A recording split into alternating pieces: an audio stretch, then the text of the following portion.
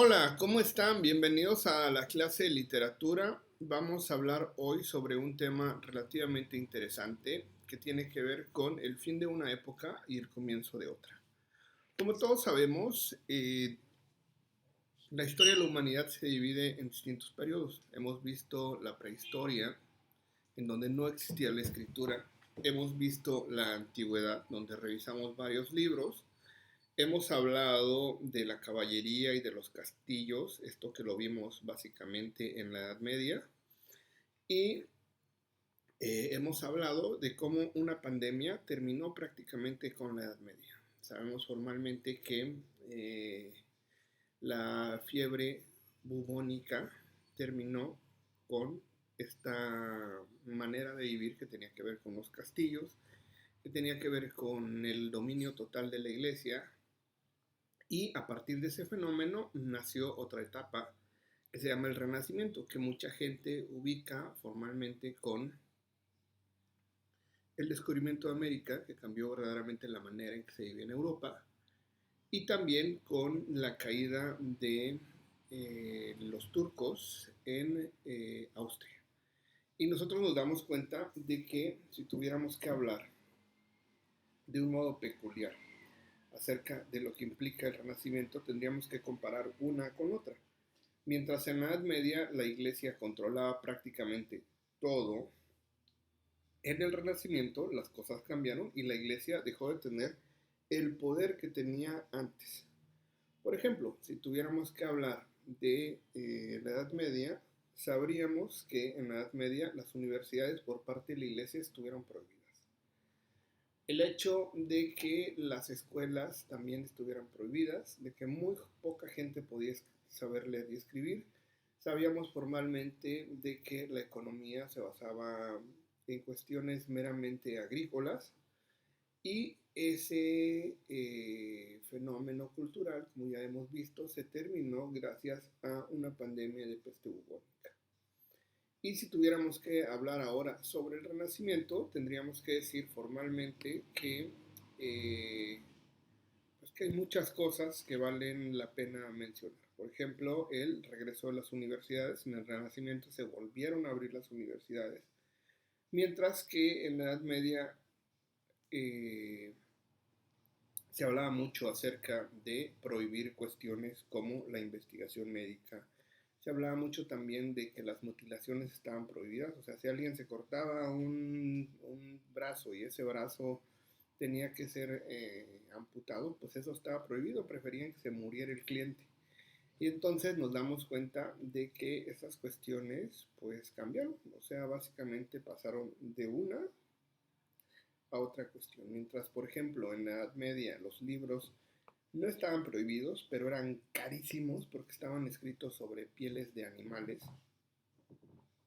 En el Renacimiento se inventó la imprenta y eso hizo que los libros se volvieran muy populares, que llegaran a muchísimo más personas, y una peculiaridad que deberíamos de comentar en esta clase es que en la Edad Media yo creo el 95% de los libros estaban escritos en griego o en latín. Y en el Renacimiento Gutenberg inventó la imprenta y por lo tanto desaparecieron estos libros hechos en piel, que eran verdaderas obras de arte. Y también Martín Lutero se le ocurrió por primera vez traducir una Biblia al alemán, o sea, dejar de leerla en latín y griego para que los alemanes la leyeran en alemán, para que los franceses la leyeran en francés, y eso democratizó la cultura. Digamos que se llama renacimiento a partir del hecho del renacer de la cultura y el renacer de muchos conocimientos que estaban prohibidos en la Edad Media. Y nos damos cuenta de que estas diferencias nos permiten hablar como de grandes, grandes libros. Yo les quería comentar de un libro que se llama Gargantúa. Es un libro que se publicó a principios del siglo XVI y originalmente se publicó en 1546. Para muchas de las personas peculiares, sabemos que el escritor que se llama François Rabelais originalmente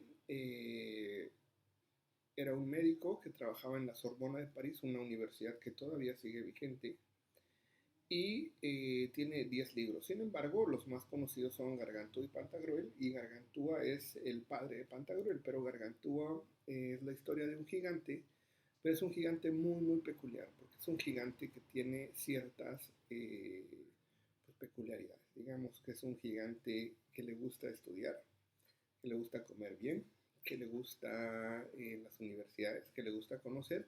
Y nos damos cuenta de que Gargantúa es un personaje íntimamente ligado pues al conocimiento y íntimamente ligado a la mentalidad renacentista y en contra de los hábitos relacionados con la Edad Media.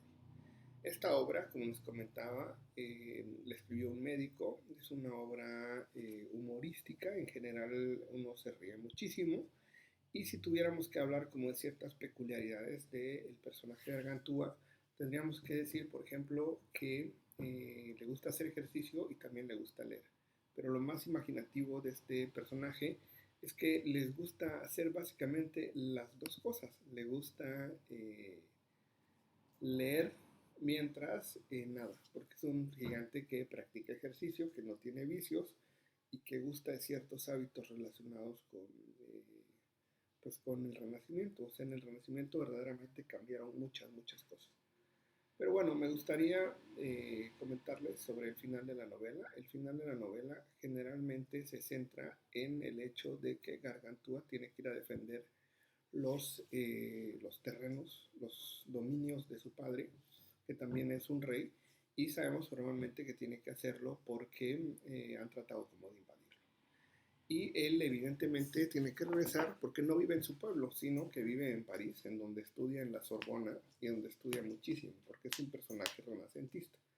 Pero bueno, para terminar la clase me gustaría que ustedes me investigaran y me mandaran fotografías de un trabajo pictográfico que hizo Auguste Doré. Lo van a buscar en Google para que más o menos vayan ubicando quién es Gargantúa y para que hablemos acerca del personaje. Bueno, se los voy a poner en los comentarios y les voy a enviar la información y la tarea que está pendiente. Nos vemos en el próximo video.